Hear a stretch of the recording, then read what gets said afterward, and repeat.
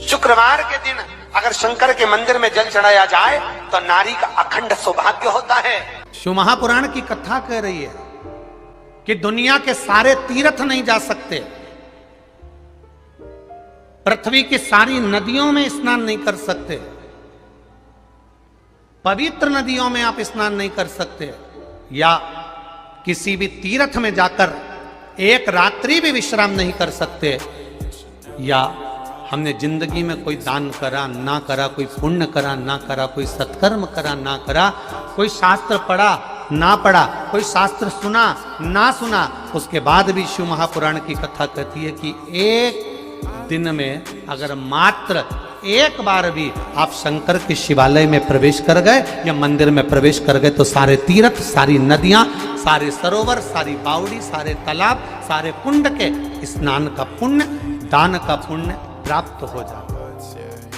केवल शिव तत्व को प्राप्त कर लेना। शिव महापुराण की कथा कह रही है कि घर में जो दिया होता है वो दीपक भी कोई साधारण नहीं होता,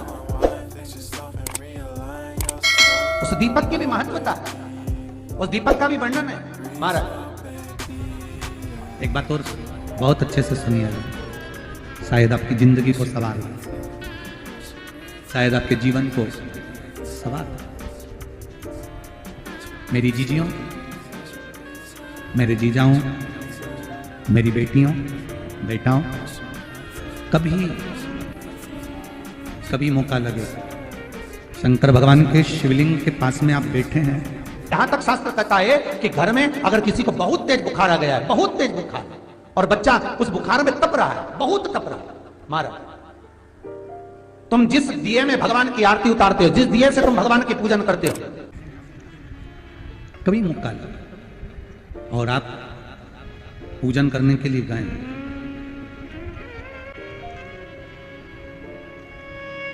कभी पूजन करने के लिए, और आपको शंकर भगवान के शिवलिंग के पास में या शंकर भगवान के शिवलिंग के ऊपर कनेर का अगर पीला फूल देखा है ना आप लोगों ने, अरे बोलो तो जम के, देखा है?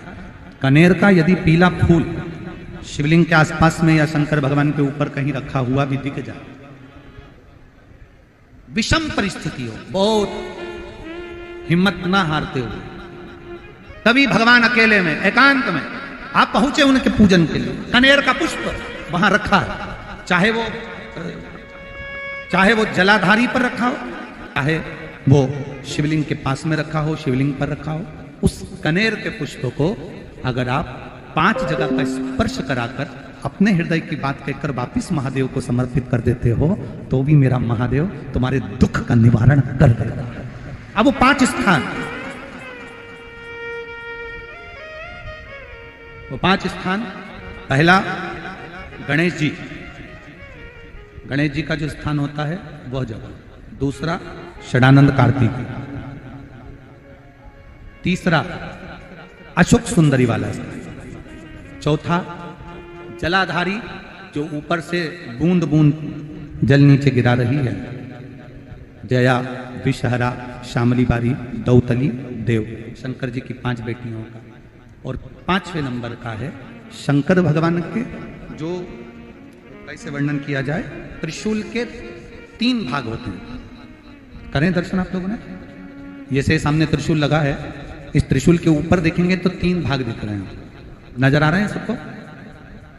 त्रिशूल का जो 3 भाग होता है, उस 3 भाग का जहां ज्वाइंट होता है, जहां मिलता है, एक जगह पर देखो तीनों भाग एक जगह पर मिले हुए, 3 भाग का जहां मिलन होता है, 5वां स्थान, ये 5वां स्थान, यहां पर स्पर्श कराकर शिवलिंग पर अपनी कामना कर कर श्री शिवाय नमस्तुभ्यम कहकर बाबा से अपने मन की बात कहकर जो समर्पित कर देता है, हम 3 महीना भी नहीं कहेंगे, हम तो कहेंगे अगर ज्यादा दुख है 3 दिन इंतजार करना, मेरा बाबा उस दुख को मिटाएगा। 3 महीना बहुत दूर, पर करना है दिल से। और कई तरह के दीपक होते हैं, दीपक का भी विधान वर्णन किया गया, उस दिए का भी वर्णन किया गया। यहां तक शास्त्र कहता है कि घर में अगर किसी को बहुत तेज बुखार आ गया है, बहुत तेज बुखार, और बच्चा उस बुखार में तप रहा है, बहुत तप रहा है, महाराज तुम जिस दिए में भगवान की आरती उतारते हो, जिस दिए से तुम भगवान की पूजन करते हो, उस दिए की बत्ती को नीचे डाल दीजिए और उस दिए को पानी की बाल्टी में धो दीजिए। कौन सी बाल्टी में? जिस बाल्टी के पानी से आप बच्चे को स्नान करा सको। केवल भगवान पर से ले जाकर, पास में से ले जाकर उस बाल्टी में थोड़ी देर डाल दो और उस बाल्टी के पानी से उस बच्चे को स्नान करा दीजिए। 15 से 20 मिनट, आधा घंटा लगेगा बच्चे का। बड़ी बेचैन दिख रही हो तुम, क्या बात है? पार्वती जी कहती है देवव्रत, कश्मीर प्रदेश का एक भक्त देवव्रत बेलपत्री के वृक्ष के नीचे बैठकर आपका मंत्र जाप कर रहा। मैं आपको जगाना नहीं चाहती थी, पर बेलपत्री के वृक्ष के नीचे लक्ष्मी झाड़ू लगाती है, सरस्वती वीणा बजाती है, इंद्राणी उस बेलपत्री के वृक्ष के नीचे जल का सींचन करती है। 33 कोटि देवी देवता उस बेलपत्री के वृक्ष की जड़ में विराजमान होते हैं।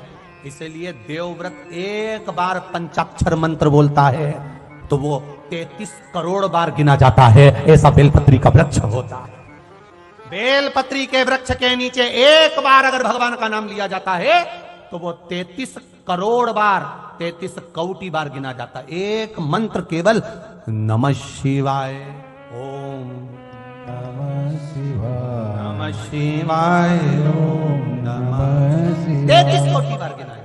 33 कोटि, कितना सुंदर लिखा है। फिर वही वाली बात आ गई जो पहले कथा में कहा, अपने लिए अच्छा वाला घी छाट के लाना, अच्छी कंपनी का लाना, और जब यज्ञ करने बैठे, पूजन करने बैठे, हवन करने बैठे, भगवान का कोई पाठ पूजन करवाई, पूजा वाले दुकान पे बोलना कि पूजा का घी चाहिए। तो वो पूजा का सामान बेचने वाला भी चतुर था, उसने पूजा का ही घी दिया। तो इन्हें पूछा भैया ये घी कितने का? तो क्या 80 रुपए का? तो 80 रुपए का आधा किलो? तो क्या पूजा का है? विचार करिए जरा। अब और मांग कितना रही है? बस बेटा सीए में पास हो जाए भगवान, इसीलिए मैंने पूजन कराई। अब भगवान बोल रहा 80 रुपया का घी हमको लगा रही चूना, 80 रुपया का, और वो पूजन वाले की दुकान पे जाके घी का दिया लगाइए। अगर 40 का पाठ कर रहे हो हनुमान जी का, और बहुत ज्यादा संकट है, बहुत ज्यादा परेशानी है, इसका पाठ करो तो तिल्ली के तेल का दिया लगाओ, काली तिल के तेल का दिया, तिल का तेल का दिया हनुमान जी के सामने आसन बिछाकर। बहुत तकलीफ है तो 3 पाठ प्रतिदिन करो, और एक आसन से जितने समय 9 बजे अगर आप बैठते हो पाठ करने तो 9 बजे ही बैठना है। अरे हमारे सीवर में घड़ी पूजा की दुकान है, हम अब कई परिचित है, उनके यहाँ चले जाते हैं। हमने पूछा क्यों तुम्हारे तो सारा अगरबत्ती रखी, धूप बत्ती रखी, दिया बत्ती रखी, सारी रखी, ये घी का पैकेट भी रखा, उसमें नाम भी लिखा है, ये काय का घी असली है भगवान की? अरे गुरु जी कोई असली है? बस घी है, उस पर लिखा है शुद्ध घी। तो हमने कहा शुद्ध घी तो लिखा है, पर ये कितने का है? 65 रुपए का डब्बा है। हमने कितने किलो का? आधा किलो का। हमने कहा वाह, काय के लिए होता है? क्या लोग लेके जाते हैं हवन पूजन के लिए?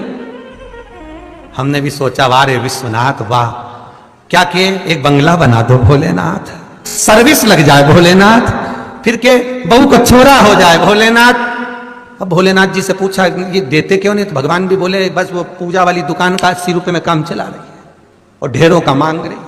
अब बताओ, तुम सोचो कि भगवान क्यों प्रसन्न नहीं हो रहा। मेरा निवेदन केवल इतना सा है, तुम भगवान को लाखों का मत दो, करोड़ों का मत दो। भगवान कभी आकर नहीं बोलेगा कि मुझे करोड़ों का रुपया देना। भगवान कभी आकर नहीं बोलता कि मुझे लाखों का धन देना। भगवान कभी आकर नहीं कहता कि मुझे आभूषण देना। भगवान कभी आकर नहीं कहता कि मुझे वस्त्र देना। भगवान केवल एक बात कहता है कि तुम अपना दिल देना, अपना मन देना, चित्त वृत्ति देना। तुम अपना मन तो दो, अपना भाव, अपना दिल, अपनी वृत्ति, अपना चित्त भगवान को दो। पर महाराज वही तो नहीं दे पाते। दिक्कत तो वही है ना, सबसे बड़ी बात तकलीफ तो यही है।